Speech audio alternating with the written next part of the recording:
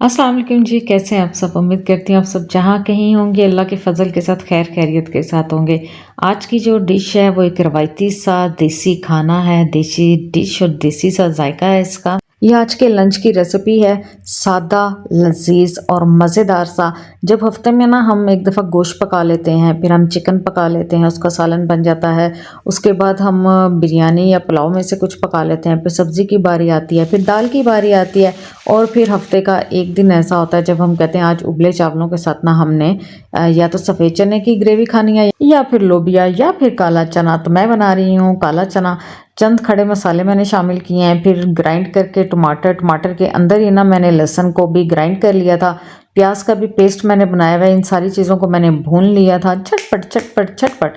और काले चने दूसरी साइड पे मैंने बॉईल कर लिए थे, वो मैं इसमें डाल के इसको भूनूंगी।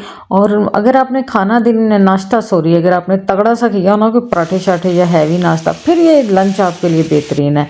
ये काले चने की थोड़ी सी यखनी बच गई थी, ये मैंने इसमें शामिल किया, थोड़ा सादा पानी शामिल किया और इसको मैंने पकने के लिए रख दिया, ठीक है।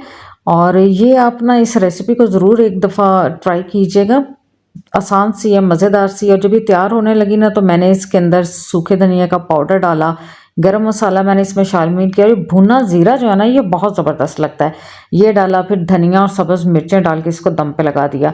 और जब ना मुझे याद ही नहीं रहा, जब ये खाना तैयार हो गया कि मैंने तो इसकी वीडियो बनानी थी, जब हम खाना खा रहे आधे से ज़्यादा ख़त्म हो गया तो मुझे याद आया कि मैंने तो इसकी वीडियो बनाई नहीं। फिर जो कुछ बच कुछ गया था ना उसकी मैंने वीडियो बना ली। इसके साथ मैंने सीख कबाब भी फ्राई किए थे और ये ज़ीरा राइस मैंने बॉईल किए थे। वीडियो अच्छी लगी हो आपको तो इसे लाइक शेयर और सब्सक्राइब करना ना भूलिएगा। अल्लाह हाफ़िज़।